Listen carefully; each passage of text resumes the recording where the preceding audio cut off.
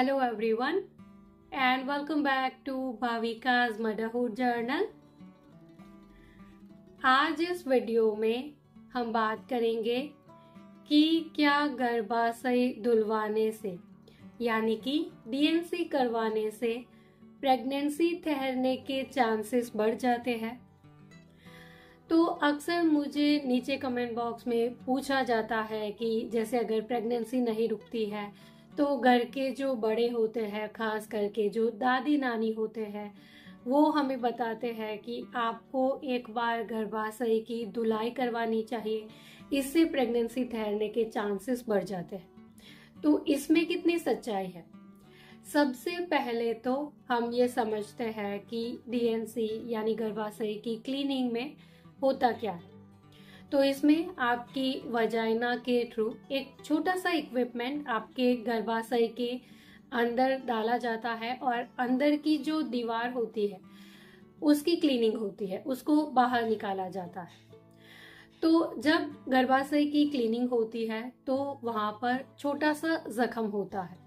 अब हमारी बॉडी का एक नेचुरल मैकेनिज्म है कि जहां पर भी जख्म होगा बॉडी उसको हील करने की कोशिश करेगी, तो उस तरफ ब्लड सप्लाई ज्यादा होगा, सेल्स ज्यादा तैयार होंगे, तो ऑटोमेटिकली गर्भाशय की जो बेबी को इम्प्लांट करने की जो ताकत होती है वो बढ़ जाती है।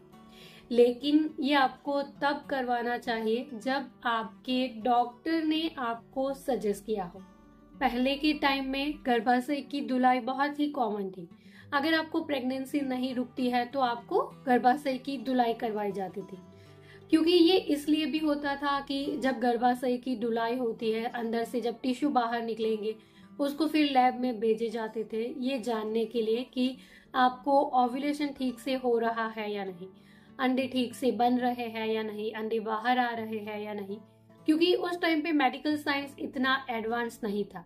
लेकिन आजकल क्योंकि मेडिकल साइंस बहुत एडवांस हो चुका है, तो ये जानने के लिए कि आपको ओव्यूलेशन ठीक से हो रहा है या नहीं, इसके लिए आपको गर्भाशय धुलवाने की जरूरत नहीं है। क्योंकि ये जानने की और भी तरीके हैं, और भी मेथड है, जैसे ब्लड टेस्ट किया जाता है, प्रोजेस्टेरोन को चेक किया जाता है, और फॉलिकुलर स्टडी भी होती है, जैसे एक प्रकार की सोनोग्राफी भी होती है। तो सिर्फ ये जानने के लिए कि ओव्यूलेशन हो रहा है या नहीं, इसके लिए आपको गर्भाशय धुलवाने की जरूरत नहीं है, क्योंकि ये एक सर्जिकल प्रोसेस है। तो फायदे के साथ साथ इसके कुछ नुकसान भी हो सकते हैं। जैसे हो सकता है कि जब गर्भाशय की क्लीनिंग हो रही थी तो हो सकता है कि बहुत ज्यादा क्लीनिंग कर दिया गया है, जिसकी वजह से हो सकता है कि गर्भाशय के अंदर की जो दीवार है वो आपस में चिपक सकती है। उसकी वजह से फिर प्रेगनेंसी ठहरने के चांसेस बहुत ही कम हो जाते हैं, और फिर जब आपको ब्लीडिंग होता है तो वो भी बहुत ही कम होता है पीरियड्स के दौरान।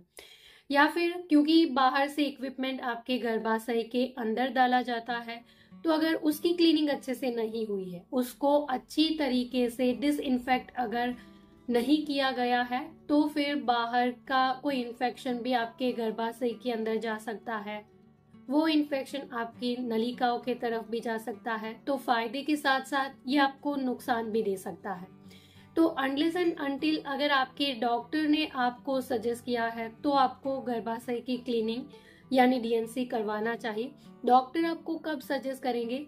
जैसे कि अगर उनको लगता है कि आपको पहले कभी गर्भाशय का टीबी रहा है, या फिर अंदर की जो परत है वो अगर बहुत ही मोटी बन रही है, या फिर अंदर किसी भी प्रकार के मस्से है या किसी भी प्रकार के जाले बन रहे हैं, तो आपके डॉक्टर आपको गर्भाशय की क्लीनिंग करवाने के लिए कह सकते हैं। सो इन शॉर्ट, डेफिनेटली गर्भाशय की क्लीनिंग के बाद प्रेगनेंसी ठहरने के चांसेस बढ़ जाते हैं, लेकिन ये आपको सिर्फ तब करवाना है जब आपके डॉक्टर ने आपको सजेस्ट किया हो।